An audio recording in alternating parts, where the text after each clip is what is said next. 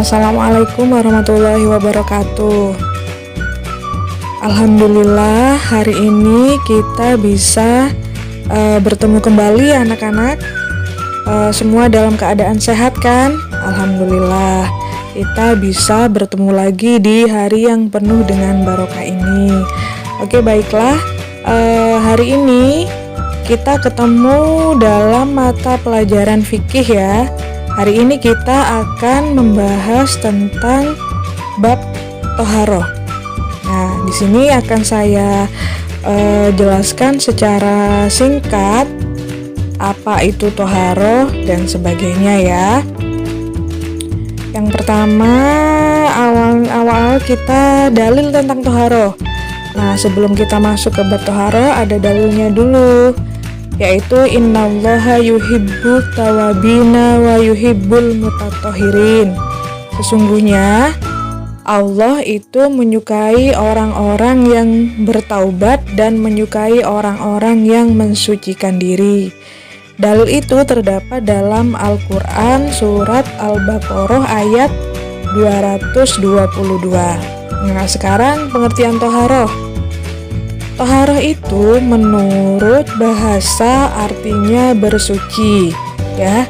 Kemudian secara istilah toharoh itu adalah bersuci dari hadas, baik hadas besar atau hadas kecil, dan bersuci dari najis yang ada di badan, najis yang ada di pakaian, najis yang ada di tempat, dan benda-benda yang menempel di badan. Nah, itu pengertian toharoh.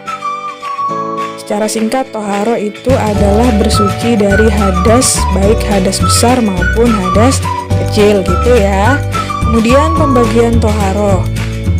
Dalam Islam, toharoh itu dibagi menjadi dua macam, yaitu bersuci dari hadas atau toharoh dari hadas, dan bersuci dari najis atau toharoh dari najis gitu ya. Kemudian yang dimaksud dengan toharoh dari hadas itu apa? Yaitu hadas itu apa? Hadas itu adalah suatu kondisi pada diri seseorang yang dianggap tidak suci menurut syara atau menurut agama, karena keadaan tertentu yang berasal dari dirinya yang harus disucikan dengan cara wudhu atau mandi besar. Kemudian macam-macam hadas. Macam-macam hadas itu ada hadas kecil dan ada hadas besar. Hadas kecil itu contohnya seperti apa? Hadas kecil itu contohnya seperti buang angin atau kentut, kemudian buang air kecil atau pipis ya, kemudian ada buang air besar. Nah, ini untuk hadas kecil, cara mensucikannya yaitu dengan berwudu. Kemudian hadas besar. Hadas besar itu contohnya seperti apa? Hadas besar ini contohnya seperti berhubungan suami istri, keluar mani, kemudian haid atau nifas dan sebagainya. Nah, cara mensucikan hadas besar ini bagaimana? Yaitu cara mensucikan hadas besar ini dengan cara mandi wajib seperti itu ya. Kemudian yang kedua yaitu toharoh dari najis. Najis itu apa? Najis itu adalah kondisi sesuatu yang dipandang kotor menurut agama yang menempel pada diri kita, yang menempel pada benda atau pada badan, yang menjadikan tidak suci dan harus disucikan, seperti itu. Kemudian ada macam-macam najis.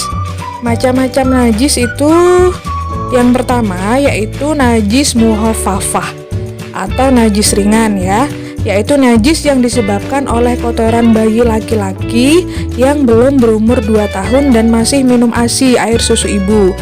Dan bayi ini tidak makan apapun selain ASI itu ya. Cara mensucikannya adalah diperciki air pada tempat yang terkena najis tersebut. Cukup diperciki dengan air, maka najis muhaffafah itu akan menjadi suci. Begitu ya. Kemudian Najis yang kedua adalah najis mutawasitoh atau najis yang sedang, yaitu najis yang disebabkan oleh darah, nanah, kencing bayi perempuan, semua kotoran yang keluar dari kubul dan dubur orang dewasa dan sebagainya. Contoh najis mutawasitoh itu adalah itu tadi ya, darah, nanah, kencing bayi perempuan dan sebagainya.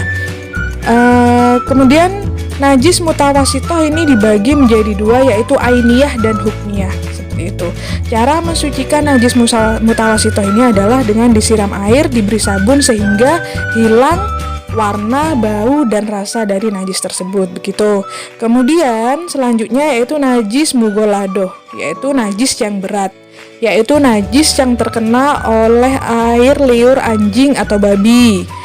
Misal kita sudah terkena air anjing atau memegang babi, cara mensucikannya bagaimana? Cara mensucikannya adalah dengan air, dibasuh dengan air dan salah satunya dicampur dengan debu, seperti itu.